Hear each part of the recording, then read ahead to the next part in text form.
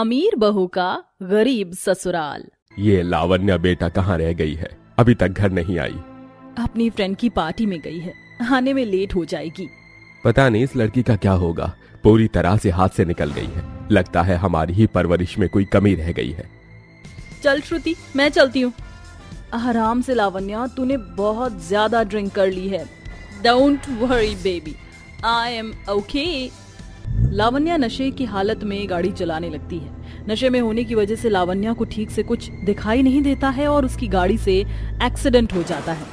लावण्या घायल अवस्था में सड़क किनारे पड़ी होती है कि तभी वहाँ एक अनुराग नाम का लड़का निकलता है। हे भगवान, ये क्या हो गया? इन्हें तो जल्दी से हॉस्पिटल लेकर जाना होगा। कोई मदद करो मेरी। अनुराग जल्दी से लावण्या को अस्पताल लेकर जाता है, जहाँ ट्रीटमेंट के 4 घंटे बाद लावण्या को होश आता है। लावण्या बेटा, तुम ठीक तो हो ना? ज्यादा दर्द तो नहीं हो रहा है ना तुम्हें? मैं ठीक हूँ, लेकिन मैं यहाँ अस्पताल में कैसे आई? बेटा, तुम्हें ये अनुराग हॉस्पिटल लेकर आया था। अगर अनुराग तुम्हें सही समय पर हॉस्पिटल लेकर नहीं आता तो न जाने क्या हो जाता। आप लोग ऐसा मत कहिए, ये तो मेरा फर्ज था। अब आप आराम कीजिए, मैं चलता हूँ। लावण्या 1 हफ्ते तक अस्पताल में ही एडमिट होती है। इस 1 हफ्ते लगातार अनुराग लावण्या से रोज मिलने आया करता था। अनुराग दिखने में काफी हैंडसम होता है, जिस कारण लावण्या अनुराग से धीरे धीरे अट्रैक्ट होने लगती है। देखो अनुराग, मुझे घुमा फिरा कर बातें करना पसंद नहीं है। तुम मुझे काफी पसंद हो। मैं तुमसे शादी करके तुम्हें अपना लाइफ पार्टनर बनाना चाहती हूँ। क्या तुम मुझसे शादी करोगे? ये तुम क्या कह रही हो? मैं तुम्हारी तरह अमीर परिवार से नहीं हूँ, बल्कि एक गरीब परिवार से हूँ। मैं और बाबूजी मेहनत मजदूरी करके अपने घर का खर्च चलाते हैं। मुझे इन सब से कोई मतलब नहीं है। मुझे तो बस तुम्हारा साथ चाहिए। मैंने जो पूछा है तुम बस उसका जवाब दो। तुम मुझसे शादी करना चाहते हो या नहीं? अनुराग भी कहीं ना कहीं मन ही मन लावण्या को मन पसंद करने लगा था, जिसके चलते वो ना नहीं कर पाता। लावण्या के माता पिता को भी अनुराग काफी पसंद होता है, जिसके चलते दोनों परिवारों की मर्जी से शादी हो जाती है। बहू, इस कलश को अपने दाएं पैर से गिराकर घर के अंदर प्रवेश करो। क्या ये आप लोगों का घर है? इस झोपड़ी को कोई अपना घर कैसे कह सकता है? ये झोपड़ी तो मेरे घर के बाथरूम से भी छोटी है। इसका तो दरवाजा भी टूटा हुआ है और देखो छत से कैसे धूप घर के अंदर आ रही है। लावण्या, तुम फिक्र मत करो, ये सब हम धीरे धीरे ठीक करवा देंगे। तुम अंदर तो आओ, या बाहर खड़े खड़े ही बातें करोगी? ये सफेद साड़ी में लिपटी हुई औरत कौन है? इसके बारे में तो अनुराग ने मुझे कभी कुछ नहीं बताया।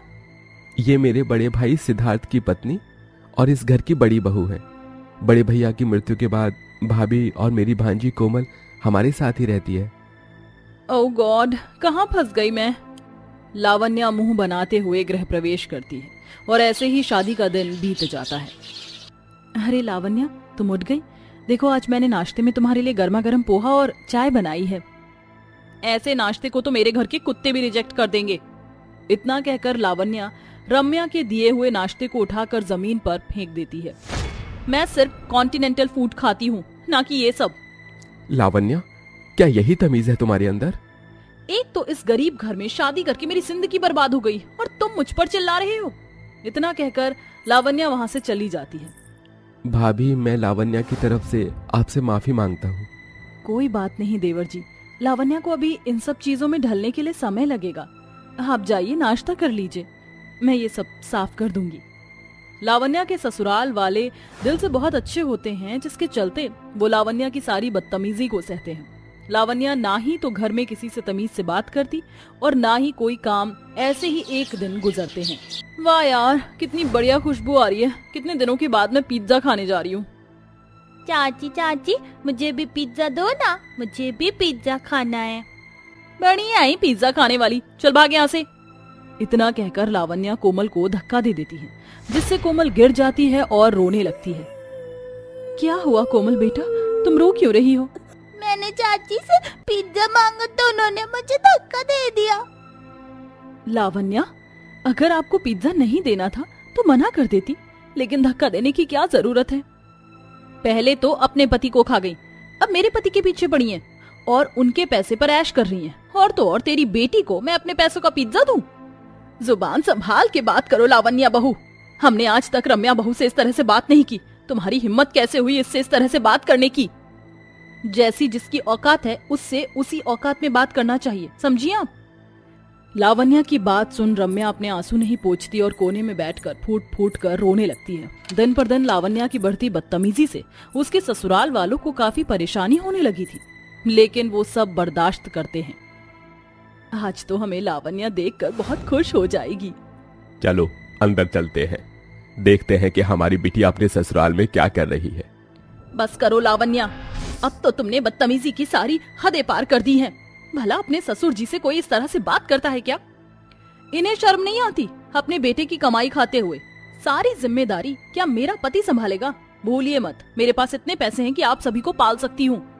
लावण्या के माँ बाप दरवाजे पर खड़े खड़े सारी बातें सुन लेते हैं और बिना किसी से कुछ कहे वहाँ से वापस लौट जाते हैं। किस मुंह से हम समधन समधी जी के सामने जाएंगे?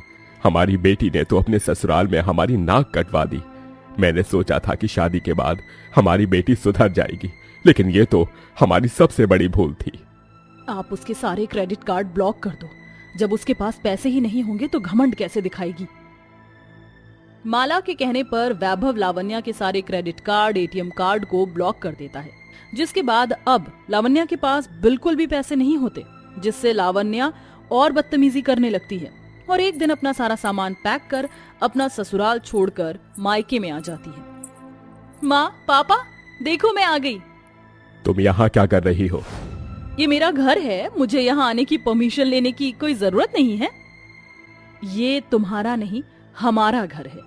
तुम्हारा घर वो है जिसे तुम छोड़ कर आई हो। तुम्हें शर्म नहीं आती अपने इतने अच्छे ससुराल वालों के साथ ये सब करते हुए? अगर उनकी जगह कोई और होता तो कब का तुम्हें धक्के मारकर निकाल देता।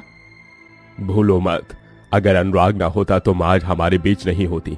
बेटा जा, चली जा और अपने ससुराल वालों से माफी मांग। कहीं देरी ना हो जाए, ऐसे ससुराल वाले बड़े नसीबों से मिलते हैं। माँ, पापा, आज आप दोनों की वजह से मुझे एहसास हो गया कि जो मैंने अपने ससुराल वालों के साथ किया वो बहुत बहुत गलत था। मैं जा रही हूँ उनके पास, शायद वो लोग मुझे माफ कर दें।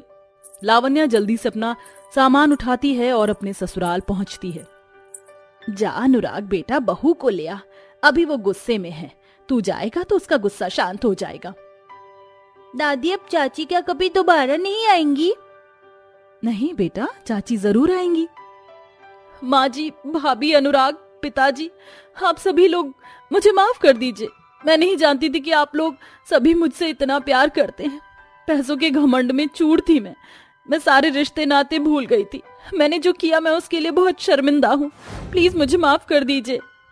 बहू, रोना बंद करो, जो हुआ उसे भूल जाओ। अगर सुबह का भूला शाम को घर लौटे तो उसे भूला नहीं कहते। हमने तो तुझे कब का माफ कर दिया है। इतना कहकर अनुराधा रम्या लावण्या को गले लगा लेती है, जिसके बाद अब लावण्या और रम्या मिलकर दोनों एक कॉल सेंटर में जॉब करना शुरू करती हैं, जिससे उनके घर की स्थिति भी ठीक होने लगती है और लावण्या भी अब पूरी तरह से सुधर जाती है और खुशी खुशी अपने ससुराल वालों के साथ रहती है। ठंड में गरीब ससुराल आई अमीर बहू। सुबह के 9 बज गए हैं और ये लड़की अभी तक सो रही है। अंकिता, चल उठ जा बेटा, कॉलेज नहीं जाना क्या तुझे? अभी तो 8 ही बजे हैं, ऊपर से ये ठंड में बिस्तर से उठने का मन ही नहीं करता। अंकिता मैडम जी, जरा आंखें खोलकर अपनी घड़ी की तरफ देख लीजिए, 9 बज चुके हैं। क्या? अरे सच में 9 बज गए। माँ, आपने मुझे पहले क्यों नहीं उठाया? 4 बार तुझे उठाकर चली गई, अब तू उठी नहीं तो इसमें मेरी क्या गलती? आज तो मैं गई। चल अंकिता, जल्दी उठ जा वरना। अंकिता जल्दी से अपने बिस्तर से उठती है और फटाफट तैयार होकर बिना नाश्ता किए ही अपने कॉलेज के लिए निकल जाती है। कॉलेज पहुंचते ही अंकिता भागते हुए अपनी क्लास में जाती है। सॉरी सॉरी सॉरी, आज फिर उठने में लेट होगी, लेकिन आई प्रॉमिस कल से पक्का टाइम पर आऊंगी। ये तुम मुझे इस महीने में 5वीं बार कह रही हो। तुम्हारी वजह से मुझे भी सुबह घर से जल्दी निकलना पड़ता है। तुम्हें पता है मैंने नाश्ता भी नहीं किया और तुम हो कि मुझे इतना इंतजार करवाती रहती हो। नाश्ता तो मैंने भी नहीं किया है। क्या तुमने नाश्ता नहीं किया? तुम भी ना। चलो अब चलकर दोनों कैंटीन में कुछ खाते हैं। माधव अंकिता कैंटीन में जाते हैं और ब्रेकफास्ट करने लगते हैं। भैया, मैंने पेमेंट कर दी, आप चेक कर लीजिएगा। तुम भी सोचती होगी ना कि तुम्हारा कैसा बॉयफ्रेंड है जो हमेशा तुमसे ही खर्च करवाता है, हर जगह तुम्हें ही पेमेंट करनी पड़ती है। मैंने तो तुम्हें आज तक एक छोटा सा गिफ्ट भी लाकर नहीं दिया। तुम और मैं अलग थोड़ी ना हैं। तुम कॉलेज के साथ साथ पार्ट टाइम जॉब करके अपने घर का खर्चा कैसे चला रहे हो ये मैं जानती हूँ, इसलिए तुम टेंशन मत लो। माधव के पिता की मौत बचपन में ही हो गई थी, जिसके चलते माधव को अपनी पढ़ाई करने के साथ साथ एक दुकान पर पार्ट टाइम जॉब करके अपने घर का खर्चा चलाना होता था। जहां माधव एक गरीब परिवार से बिलोंग करता था, वहीं अंकिता शहर के सबसे रईस परिवार की इकलौती बेटी थी। लेकिन इन सब के बावजूद भी अंकिता माधव से सच्चा प्यार करती थी। लो आ गई आपकी लाडली बेटी, हम तुम्हारी ही बात कर रहे थे। अंकिता बेटा, ये फोटो देखो और बताओ ये लड़का कैसा है। अच्छा है, लेकिन आप इसकी फोटो मुझे क्यों दिखा रहे हैं? तुम्हारे पापा और मैंने मिलकर तुम्हारे लिए ये लड़का पसंद किया है। हम तो इस लड़के को पहले से ही पसंद करते थे और अब तो ये लड़का तुम्हें भी पसंद है। पसंद मतलब यू मीन कि आप मेरी शादी की बात कर रही हैं? मम्मी पापा, आप लोग मुझसे बिना पूछे मेरी शादी ऐसे कैसे तय कर सकते हैं? बेटा, इसलिए तो हमने पहले इस लड़के के बारे में तुमसे पूछा और इसकी तस्वीर दिखाई। अगर तुम्हें यह पसंद नहीं है तो कोई बात नहीं, हम तुम्हारे लिए इससे भी अच्छा लड़का ढूंढ कर लाएंगे। माँ पापा, आप लोगों को मेरे लिए लड़का ढूंढने की कोई जरूरत नहीं है। अंकिता हिचकिचाते हुए अपने माता पिता को अपने और माधव के रिश्ते के बारे में सारी बातें बता देती है। अंकिता, तुम कहीं पागल तो नहीं हो गई हो? तुम उस गरीब माधव से शादी करना चाहती हो? तुम जानती हो ना उसका परिवार कितना गरीब है। अरे तुमने तो आज तक किचन में एक चम्मच भी नहीं उठाई है। तुम्हें पता है जब तुम उससे शादी करोगी तो तुम्हें पूरे घर का सारा काम करना पड़ेगा, चूल्हे पर खाना बनाना पड़ेगा, जमीन पर सोना पड़ेगा। माँ, प्यार में ये सब चीज मायने नहीं रखती। मैंने माधव से सच्चा प्यार किया है और माधव ने मुझसे। अगर मैं किसी से शादी करूंगी तो वो माधव होगा, वरना मैं जिंदगी भर कुंवारी रहूंगी।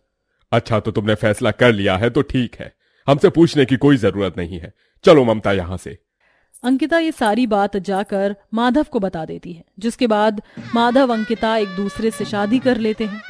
शादी के बाद भले ही अंकिता का ससुराल उसके मायके की तरह अमीर नहीं था, लेकिन अंकिता को अपने ससुराल में भरपूर प्यार मिलता है। अरे बाप रे बाप, कितना ठंडा पानी है! इतने ठंडे पानी से कैसे नहाऊंगी? मेरे घर में तो हर बाथरूम में गीजर लगा हुआ था, बटन ऑन करते ही गर्म पानी आना शुरू हो जाता था, लेकिन यहाँ तो मुझे ठंडे पानी से ही नहाना होगा। नहीं अंकिता बहू, तुझे ठंडे पानी से नहाने की कोई जरूरत नहीं है। इस कड़ाके की सर्दी में अगर तू ठंडे पानी से नहाएगी तो बीमार पड़ जाएगी। देख, मैंने तेरे लिए चूल्हे पर पहले ही गर्म पानी करने के लिए रख दिया था। जा इस गर्म पानी को ले जा और नहा ले। अंकिता के ससुराल वाले उसका ध्यान रखने में कोई कसर नहीं छोड़ते थे। ऐसे ही समय गुजरता रहता है। समय गुजरने के साथ ठंड भी बढ़ती रहती है। एक दिन जब सब लोग खाना खा रहे होते हैं, माँ, भाभी को क्या हुआ? सुबह से देख रही हूँ भाभी उल्टी पर उल्टी करी जा रही हैं। इनकी तबीयत खराब है क्या? अरे पगली, तेरी भाभी की तबीयत खराब नहीं है, बल्कि तेरी भाभी तो माँ बनने वाली है। क्या माँ? इसका मतलब कि मैं बुआ बनने वाली हूँ? हाँ बेटा। अंकिता की गर्भवती होने की खबर से पूरे परिवार में मानो खुशियां ही खुशियां फैल जाती हैं। ये आप क्या कर रही हो भाभी? इतनी ठंड में बर्तन धो रही हो, वो भी बिना गर्म कपड़ों के, ऐसी हालत में? आपको आराम करना चाहिए। देखिए आपकी उंगलियां भी सूज गई हैं। मैं काम नहीं करूंगी तो कौन करेगा? तुम पढ़ाई करती हो और माँ जी की उम्र काम करने की नहीं बल्कि आराम करने की है। तुम फिक्र मत करो, मैं बिल्कुल ठीक हूँ। गर्भवती होने पर भी अंकिता ठंड के मौसम में दिन रात घर के कामों में लगी रहती है। जहां मायके में अंकिता एक सेकंड के लिए भी अपने कंबल से बाहर नहीं निकलती, वहीं अब ससुराल में अंकिता को दिन रात ठंडे पानी में काम करना पड़ता था।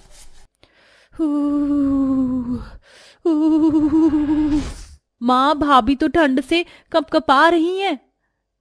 जा जल्दी से अपनी और मेरी कंबल लिया और भाभी को उड़ा दे। लेकिन माँ जी, फिर आप लोग क्या ओढ़ेंगे?